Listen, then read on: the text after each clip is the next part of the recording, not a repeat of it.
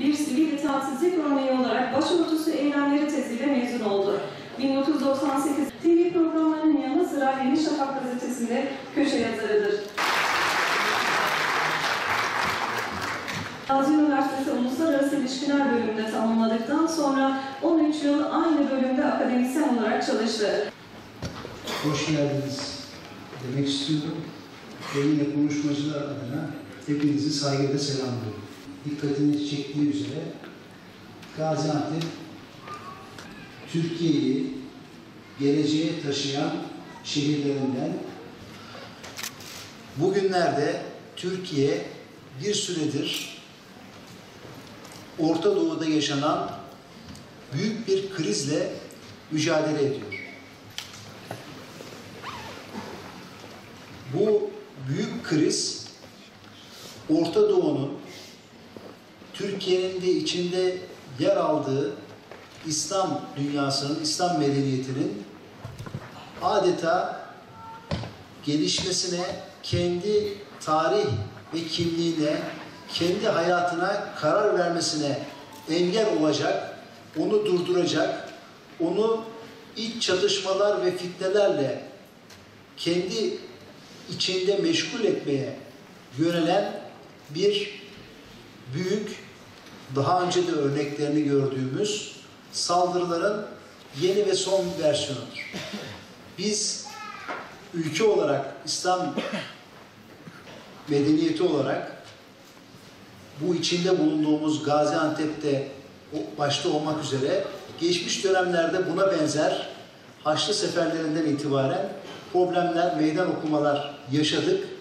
İşte zaten bugün övündüğümüz kimliğimiz ve kültürümüz bu mücadeleler esnasında bizim mücadelemiz, emeğimiz ve gayretimizle, cehdimizle ortaya çıktı. Bizim dediğimiz atalarımızın cehdi ve gayretiyle ortaya çıktı. Şimdi bize düşen bu cehdi ve gayreti devam ettirmek. Şimdi halihazırda Türkiye bu büyük meydan okumaya karşı büyük bir mücadele veriyor. Bu mücadelenin aslında belki de zirve noktası 15 Temmuz gecesi verildi. 15 Temmuz gecesi milletimiz kendisine biçilmeye çalışılan kefeni yırtarak bu sadece Türkiye'ye değil, Orta Doğu'daki İslam ülkelerinin çoğunu parçalayıp bölmeye, bir kaosun içine sürükleyerek onların üzerinde yüzyıllarca sürecek bir tahakküm kurmaya yönelen senaryoyu bertaraf etti. Yani o gece biz sadece milli egemenliğimize, milli kimliğimize sahip olmadık, sahip çıkmadık. Aynı zamanda İslam dünyasının da izzeti nefsini, İslam dünyasının da kendine olan güvenini, özgüvenini kazandırdık. Şimdi 15 Temmuz'dan sonra elde edilen bu büyük zaferin neticesinde hemen birkaç ay içerisinde büyük zorluklara rağmen Türkiye'nin Fırat'ın batısında bu büyük senaryoyu çökertmek için yaptığı mücadelenin yeni bir aşamasındayız.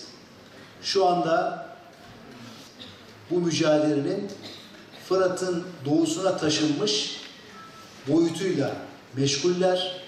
Allah yardımcıları olsun. İnşallah hem kendi adımıza hem Suriyeli, Iraklı, onun yanı sıra diğer İslam ülkelerindeki kardeşlerimiz adına bu mücadeleden de başarıyla çıkacağız. Bu büyük mücadelede hepimizin aramızda bazı konularda farklılıklar olabilir. Bazı konularda hatta tartışmalar, çatışmalar olabilir. Ama bütün bu farklılıkları aşan müşterek kimliğimiz ve müşterek beraberliğimiz olduğunu unutmadan bir dayanışma ve işbirliği halinde olmamız lazım geldiğini hatırlamamız lazım. Bu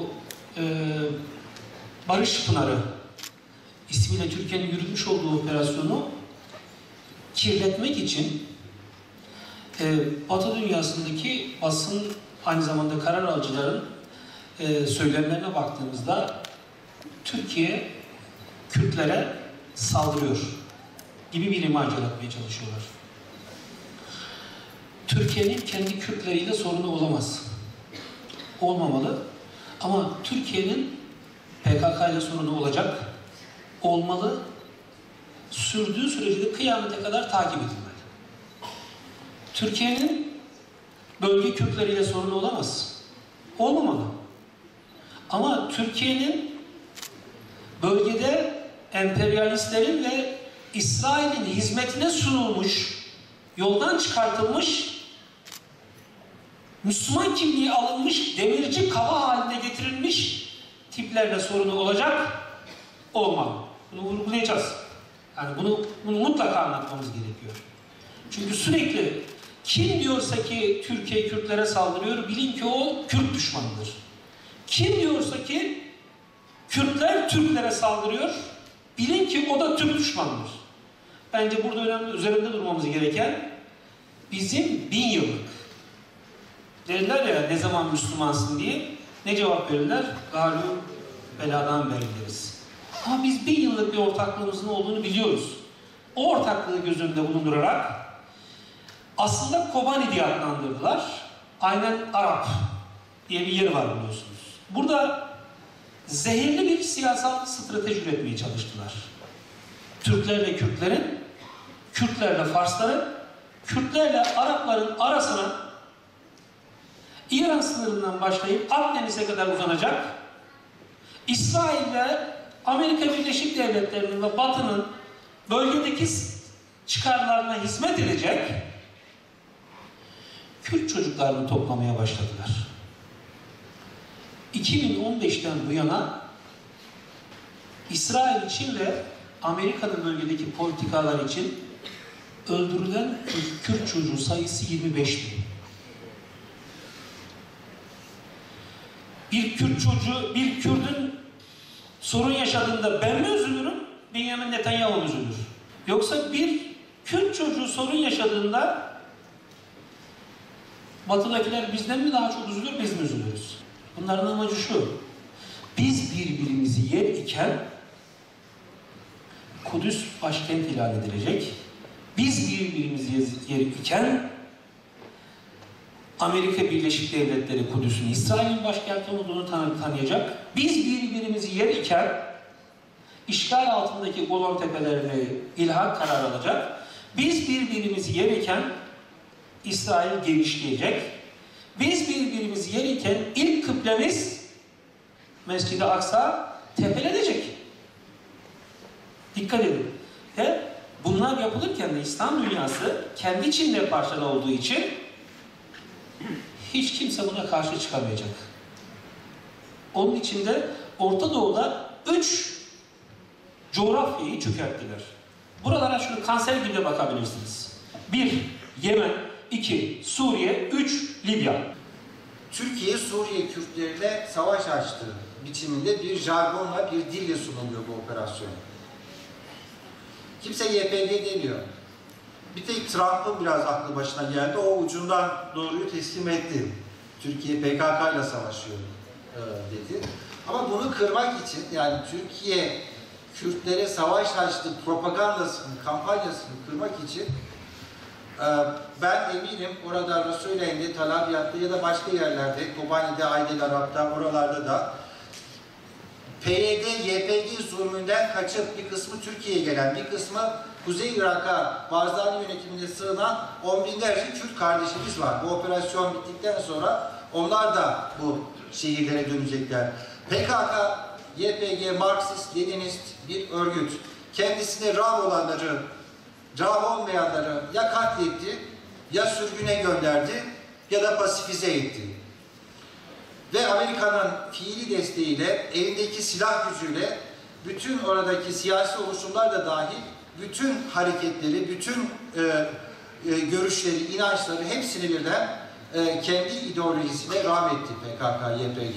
Ben bu anlamda şu iklim biraz değişirse, değişecek tabii ki, önümüzdeki süreçte bu harekatın başarılı sonuçları karşımıza çıktıkça ben o operasyon sahasındaki atmosferin de iklimin de değişeceği kanaatindeyim. Bizim işte Suriye imtihanımız, Türkiye'nin imtihanı aslında tam da 2013'te başlıyor.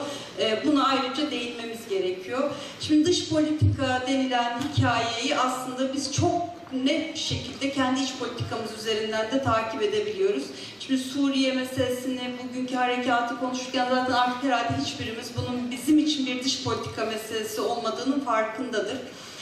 Ama bir devlet, bir iktidar içeride serbest hareket edebiliyor mu, edemiyor mu meselesi aslında tam da işte izlediği dış politikayla çok yakından alakalı. Burada mevzu hiç ortada yokken böylesine bir örgüt ortaya çıkıyorsa bu örgütün amacı büyük güçler marifetiyle demografik bir temizlik yaptırılmak suretiyle yeni bir siyasi oluşumun kapısını aralamaktır. Bu kendi kaderlerini tayin etme hakkına sahip olmadıkça ülkeler işte yaprak gibi yerde savrulur.